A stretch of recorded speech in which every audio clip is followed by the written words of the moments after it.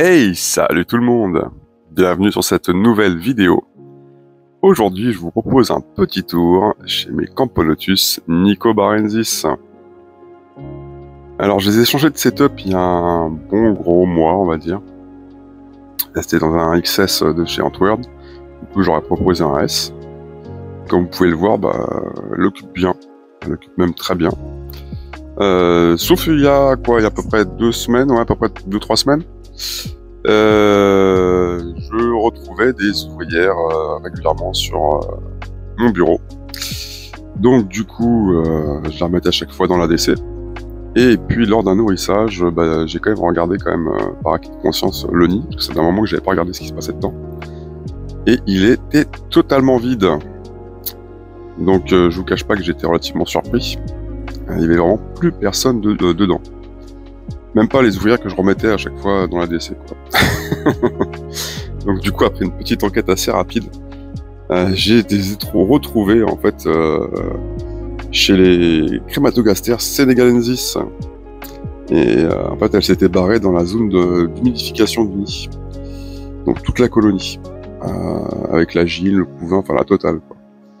Donc franchement, c'est une bonne galère. En plus, forcément, c'est le genre de truc qu'on se rend compte toujours tard le soir, avant d'aller se coucher. Donc du coup, je les ai motivés pour repartir. J'ai dû emmerder du coup les Sénégalensis, les pauvres, ils y étaient pour rien. Et, du coup, ils se sont pris des spots de lumière pendant quasiment 48 heures. J'ai dû modifier le nid des Sénégalensis alors que j'avais arrêté de le modifier parce que j'ai remarqué que c'était quand même beaucoup mieux pour elles. Donc j'ai dû mettre un petit peu de flotte dedans histoire de les motiver à se barrer aussi. Et ouais, en 48 heures, l'histoire était réglée en fait, elles sont revenues au nid. Bon, à part une petite quinzaine de récalcitrantes, on va dire une quinzaine, une vingtaine, peut-être un peu moins, qui sont restées dedans, que j'ai jamais réussi à déloger. Donc malheureusement, dont d'ailleurs plusieurs médias. Bizarrement, c'est toujours les dernières qui partent, celles-là, c'est les plus feignasses. Les plus balèzes, mais les plus feignasses. Bon, mis à part cette petite mésaventure, vous pouvez voir que l'espèce se développe vraiment très bien. J'ai pas mal de couvains, il y a eu beaucoup de naissances. Donc ça, c'est quand même assez cool. Après, pour rappel, c'est la deuxième espèce que j'ai reçue. Ouais, deuxième espèce. Donc c'était il y a un an, quasiment, presque jour pour jour. Je les ai reçus. À ce moment-là, je débutais complètement la Myrmico. J'étais au taquet de ouf, donc je les observais énormément. Donc forcément, j'ai vachement emmerdé la gîte, surtout qu'elle est arrivée avec juste 2 ouvrières. Et je lui ai fait 2 déménagements forcés. Donc forcément, ça aussi, ça aide pas. Et ce qui fait que la colonie a mis beaucoup de temps à se développer. Il me semble que, si je dis pas de bêtises, mais très rapidement, les 2 ouvrières sont décédées et la gîte n'a pas pondu pendant un bon bout de temps, jusqu'à peut-être octobre, novembre, un truc comme ça. Et la colonie a mis beaucoup de temps à se développer, mais vraiment beaucoup de temps.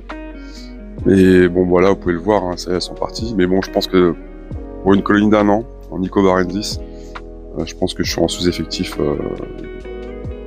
clairement en sous-effectif. Bon, en tout cas, là, ça le fait. Elles sont bien reparties, donc ça fait plaisir. En termes de conditions de maintien, elles sont sur un tapis de chauffe qui chauffe à 25. Mais bon, pour être honnête, je pourrais l'enlever parce qu'en ce moment, avec les températures qu'il fait limite plus chaud sans le tapis de chauffe. Après, elles ont un distributeur d'eau sucrée et de flotte dans l'ADC. Et en ce qui concerne les blattes, c'est quasiment 2 blattes. 2 blattes tous les 3 jours à peu près. Et franchement, il reste pas grand chose une fois que au bout des 3 jours. Elles dégomment vraiment tout, quoi. Elles sont ultra voraces d'ailleurs, c'est assez marrant. Et, après, j'ai nourri qu'avec des blattes. Donc je sais que j'ai d'autres espèces qui commencent un petit peu à en avoir marre, j'ai l'impression, des blattes, mais elles, il n'y a pas de souci pour ça. Elles sont toujours affamées, les petites bêtes.